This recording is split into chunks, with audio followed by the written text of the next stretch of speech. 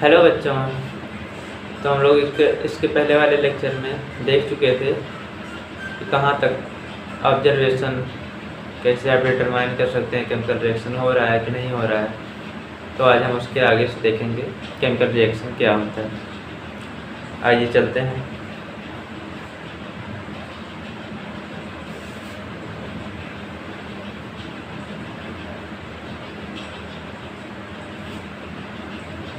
Lecture number 02 इस chapter का, जिसमें हम पढ़ने वाले हैं केमिकल रिएक्शन। इसके पहले हम लोगों ने देख लिया था ऑब्जर्वेशन, जिससे ये पता चले कि रिएक्शन हो रहा है कि नहीं हो रहा है। अब केमिकल रिएक्शन किसे कहेंगे ये आप देखिए, अगली आपकी टॉपिक केमिकल रिएक्शन ही थी। तो आइए देखते हैं केमिकल रिएक्शन क्या होता है।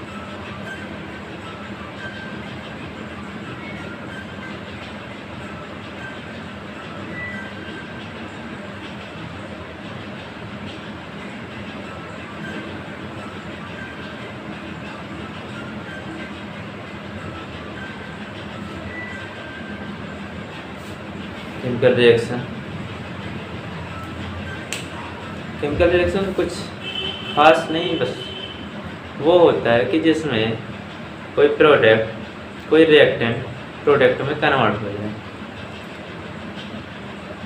इसमें ब्रेकिंग ऑफ बॉन्ड भी हो सकता है, मेकिंग ऑफ बॉन्ड भी हो सकता है, दोनों हो सकता है। कोई भी प्रोडक्ट कोई भी रिएक्टेंट है वो आपस में रिएक्ट करके प्रोडक्ट में कन्वर्ट हो रहा है, जिसकी प्रॉपर्टी पहले से अलग है, रिएक्टेंट से अलग है, तो वो केमिकल रिएक्शन हो रहा है। जैसे मान लो मैग्नीशियम है, आप हीट कर दिए, लो जी हीट कर दिया, वो क्या होगा, कन्वर्ट हो जाएगा मैग्नीशियम ऑक्साइड में, MgO में। MgO क्या एक नया प्रोडक्ट है, इसमें ब्रेकिंग ऑफ बॉन्ड भी हो रहा है, मेकिंग ऑफ बॉन्ड भी हो रहा है, क्योंकि Mg के साथ ऑक्सीजन का मेकिंग ऑफ बॉन्ड हो रहा है और ऑक्सीजन O2 का आपस में ब्रेकिंग ऑफ बॉन्ड हो रहा है। तो Mg plus O2 gives out MgO, magnesium oxide. जैसे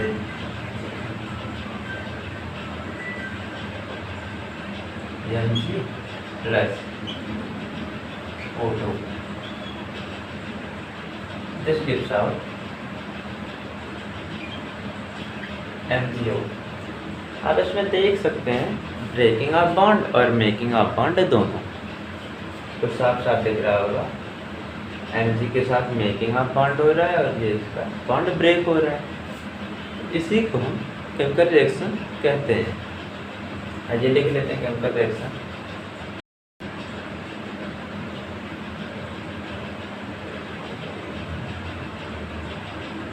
केमिकल रिएक्शन की डेफिनेशन लिख लेते हैं।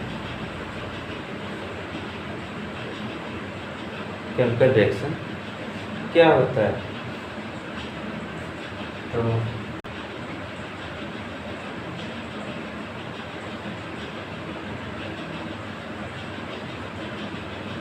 केमिकल रिएक्शन इज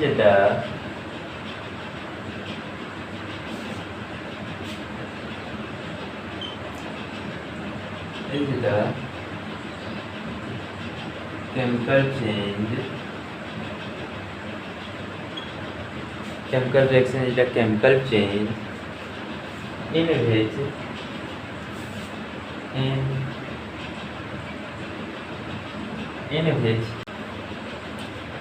इसमें क्या होता है, एक मेकिंग ऑफ बॉन्ड और एक breaking of bond. In which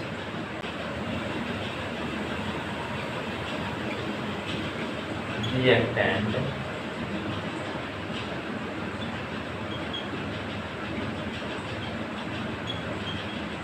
transfer into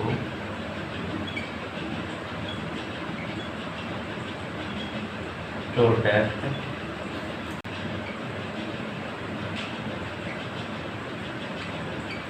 with the बच्चों थोड़ा लाइट चली गई थी। आइए शुरू करते हैं फिर।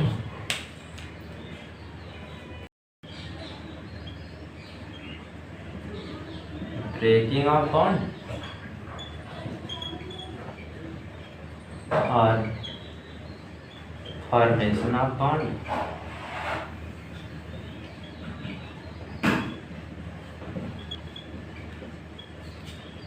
और बोथ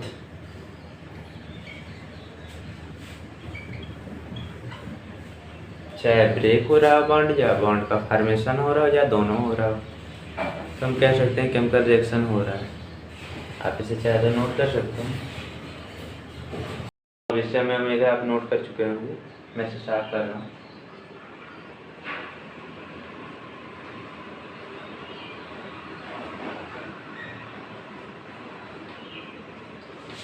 अगली हेडिंग लगा लीजिए, केमिकल इक्वेशन। केमिकल इक्वेशन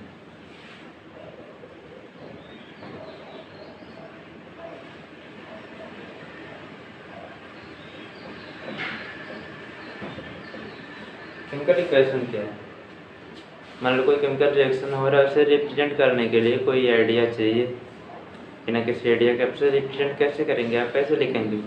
ऐसे तो लिखेंगे नहीं कि लो जी एम जी ने रिएक्ट किया ऑक्सीजन के साथ और बना दिया मैग्नीशियम ऑक्साइड, ऐसे तो लिखेंगे नहीं। तो उसके लिए जो रिप्रेजेंट करने का मैनर है, जो रिप्रेजेंट करने का तरीका आया, उसे हमने बोल दिया केमिकल इक्वेशन है ये। तो ये कुछ खास है नहीं, कह सकते हैं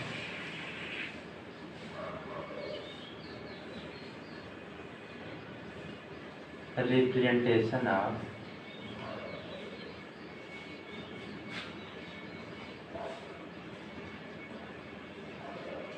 chemical reaction.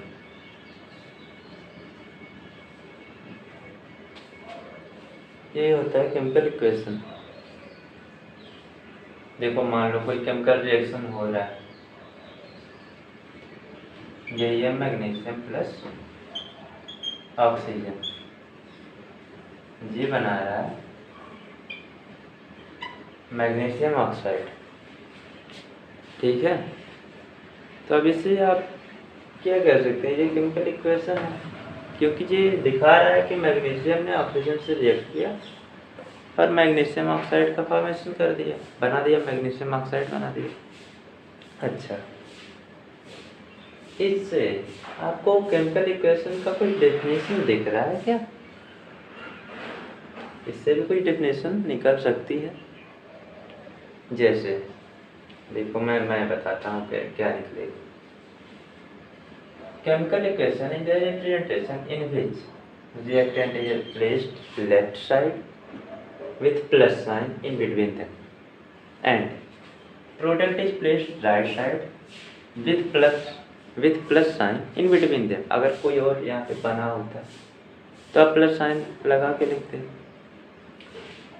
and an arrow headed toward product which separate reactant and product। एक एरो होगा जो कि रिएक्टेंट और प्रोडक्ट को सेपरेट करेगा, उसको अलग करेगा, दूर दूर करेगा। तो ये लिखते हैं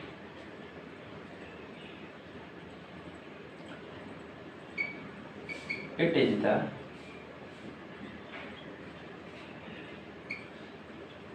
representation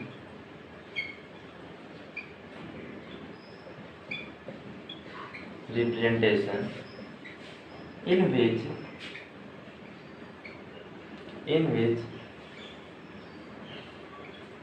reactant is placed left side of arrow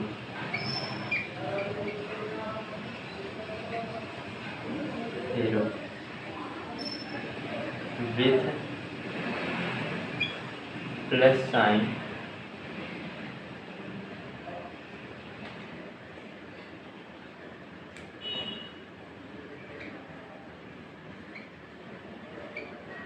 in between them and product आप राइट साइड में लिखते हैं and product is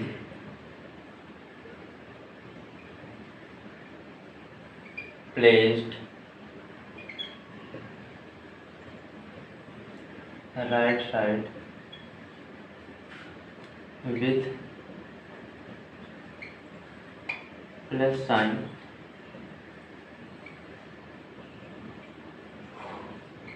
in between them.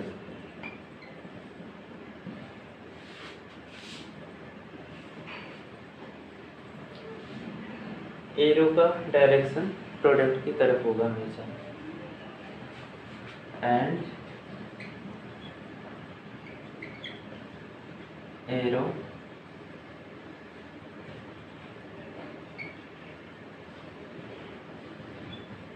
Directed toward product.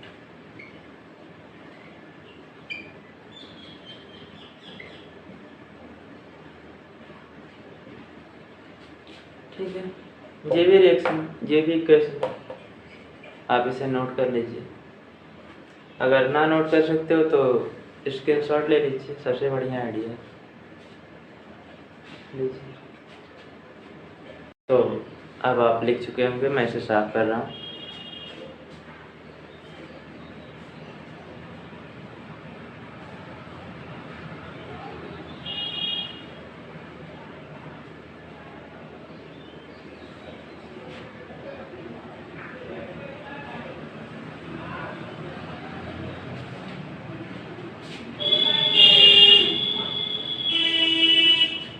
अब आप हेडिंग लगा लीजिए word equation.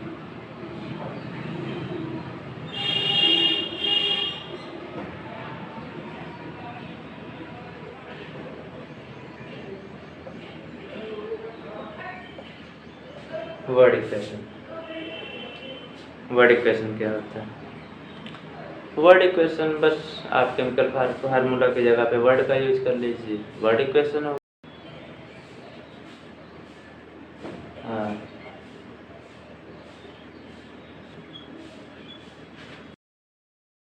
Word equation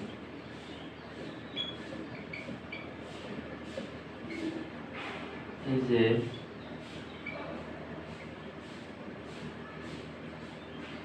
chemical reaction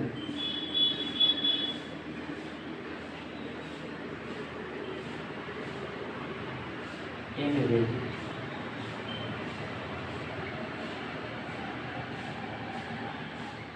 we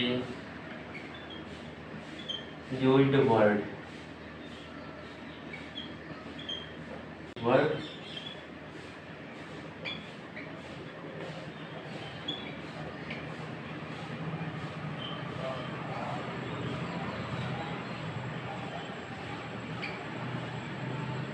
rather than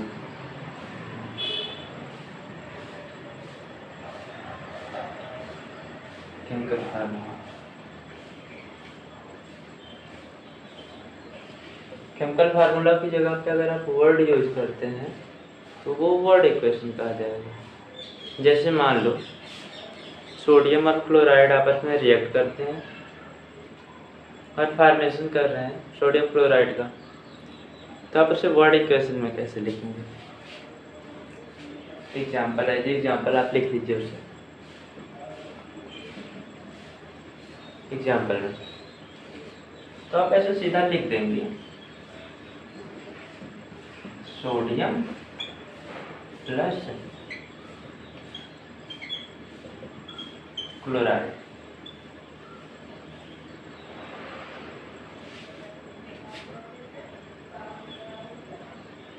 gives out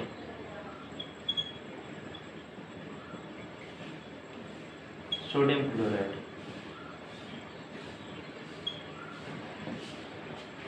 note करिए।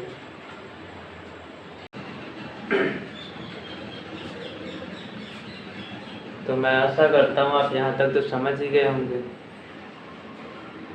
आइए इसके आगे चलते हैं। मैं इसे साफ कर रहा हूँ, हेडिंग लगा लीजिए।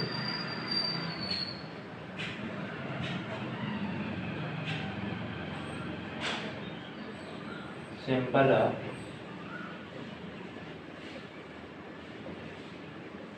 Element and their valencies. मान लो कोई आदमी खड़ा है, उसको आपने कुछ नाम दिया ABCD। मान लो 2 लोग खड़े हैं, 3 लोग खड़े हैं, एक का नाम आपने A दिया, एक का दिया B और एक का दिया C। अब जब आप A को बुलाओगे तो A ही बोलेगा, B को बुलाओगे तो B बोलेगा, भाई C को बुलाओगे C बोलेगा। लेकिन उन्हें कैसे पता है कि A मुझे ही बोलना है? भाई उनके लिए जी यही कोड बनाया गया है। Symbol of element and their valencies. अब सिंबल क्या होता है? मान लीजिए कोई 3-4 लोग खड़े कर दिया आपने, एक को नाम दे दिया A, एक को B, एक को C और एक को D। तो आप क्या करेंगे? मान लीजिए कोई किसी ने बुलाया A को, बोला A, तो वो बोलता है जो A है, हाँ मैं हूँ, बोलो क्या हुआ। आपने बुलाया B, B वाला बोलता है, आपने बुलाया ओ C, सुनो, C वाला बोलता है। तो इससे क्या पता चलता है? आपने जो उसको कोड दिया है ABC, वो उसी के लिए है। मतलब आप जब A बुलाएंगे तो जिसको आपने दिया है वो कोड A, वो बोलेगा। समझ रहे हो? ऐसे ही एलिमेंट में होता है, सारे एलिमेंट को कुछ ना कुछ कोड दे देते हैं। मान लो सोडियम है, Na दे दिए, Na तो Na जहाँ लिखा रहेगा केमिस्ट्री में एलिमेंट्स के लिए, तो वहाँ पे आप उसे सोडियम ही कहेंगे, ये सोडियम है। H लिखा रहेगा हाइड्रोजन, H लिखा रहेगा हीलियम। ऐसे ऐसे आप कोड हैं, उसी को आप सिंबल कहते हैं, सिंबल ऑफ एलिमेंट। मतलब वही जो बता रहे हैं कि इसी एलिमेंट के लिए है ये। आइए सिंबल, इसका डेफिनेशन लिखते हैं क्या होता है। A symbol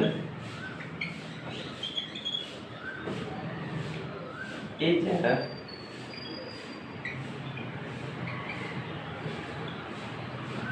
chemical code of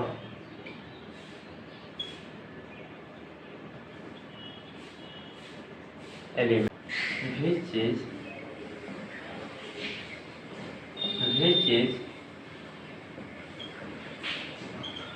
abbreviated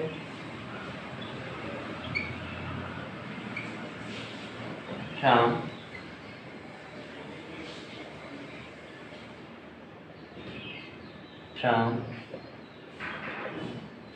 its name, जो कि उसके नाम से एब्रीविएट किए जाते हैं।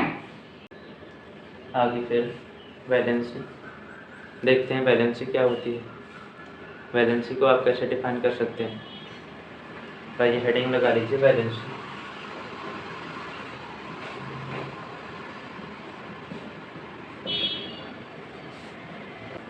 वैलेंसी कुछ नहीं है, वैलेंसी किसी एटम की कंबाइनिंग कैपेसिटी है। वो किसने कितने इलेक्ट्रॉन दे के लूज करके या गेन करके दूसरे एलिमेंट के साथ कंबाइन होकर कंपाउंड बना रहा है। तो लिख लो valency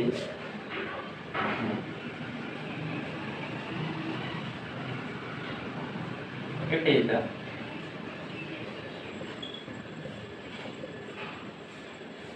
combining capacity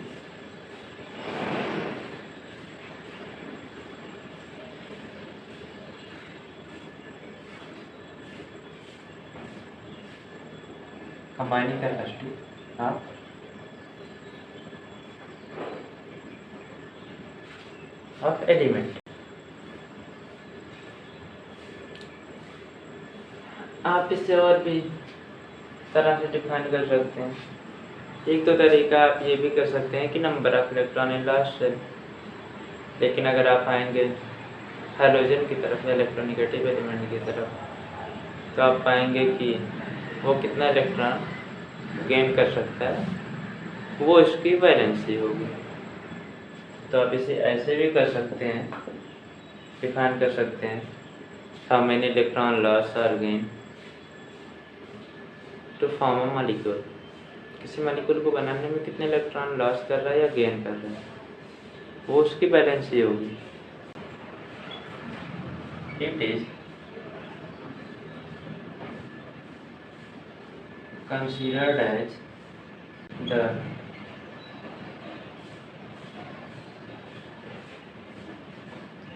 number of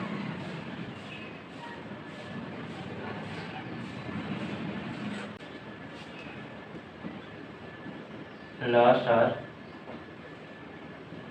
gain, या तो लॉस हो जाए या गेन हो जाए, नुकसान हो जाए या फायदा हो जाए, और शेयर्ड बाय एलिमेंट, या वो शेयर करता उतने इलेक्ट्रॉन, शेयर करके अपना बॉन्ड बनाता हो, अपना ऑक्टेट कंप्लीट करता हो। लॉस और shared by element, shared by element और शेयर्ड बाय एटम भी ज़्यादा, शेयर्ड बाय एन एटम, इसे एटम के द्वारा शेयर किया जाता है। then it combines to another atom to form molecule। ठीक है, तो ये होती है वैलेंसी। आप इसे चाहे तो नोट कर सकते हैं।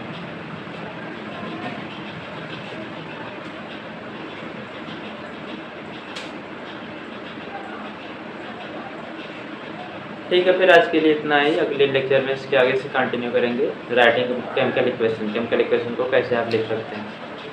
ओके, और वैलेंसी के बारे में थोड़ा बहुत डिटेल और जो बचा होगा वो हम नेक्स्ट लेक्चर में कंप्लीट करेंगे। Okay, thank you.